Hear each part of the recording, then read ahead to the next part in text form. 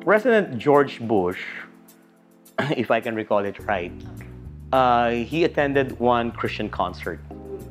So I don't know what concert that was. But it was during that concert when Compassion actually promoted its ministry. And they distributed child packets. And one of the child packets he got was a child packet of a boy from the Philippines. Si Tim Villalba is from Quezon City. Okay. He lives there with his family.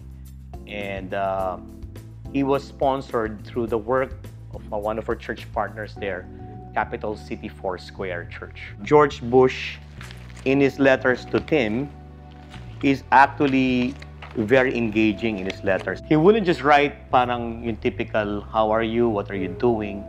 But he would really provide details of his life. He would write long letters.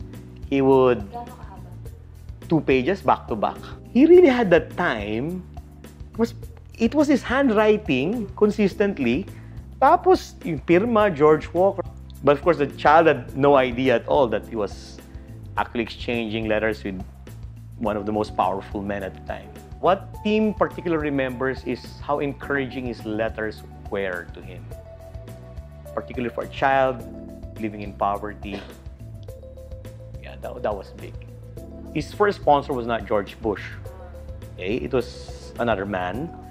And then, apparently for some reason, the man terminated his sponsorship, no longer sponsored him. So he was available again in the pool. And that's when George Bush picked him up. I remember si Jordan Sparks yung nanalo ng, when she won American Idol, she actually sponsors a boy from Samar. Maraming prominent, I cannot divulge some of them, but some of them are athletes. Prominent, known to Filipinos. Maraming K-pop, from the K-pop stars, si brown-eyed girls. So they came here. No, just one. Yung famous balladeer in Korea, Bam Soo Kim, sponsors children here. In fact, one of the kids he sponsors actually lives in the dump site in Paknaan, Cebu.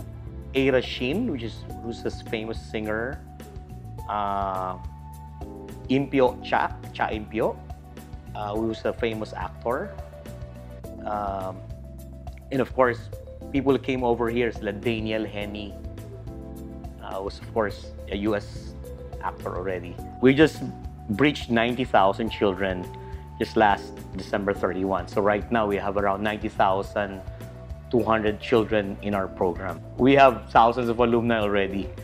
We've lost count. I really didn't count that, but we have got thousands already because we graduate thousands every year. We have an alumni association, and that's how I get in touch with them. We have alumni that are abroad right now doing well. We have a lady who actually founded an organization called Made in Hope. It's an international organization. We have lawyers and doctors everywhere, and all graduating from our program. One of the great things about graduates of Compassion is that while they are in the program, if you interview them, one of the things that they will tell you is that as soon as they graduate, they want to pay back.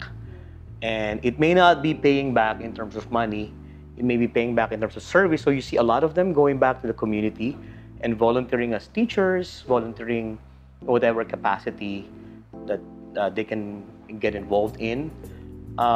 Many of them become sponsors as well. Compassion International is a child development agency, and we have a program which is what we call the Holistic Child Development Program, which actually reaches out to the poorest of the poor. Compassion started in the Philippines in 1972.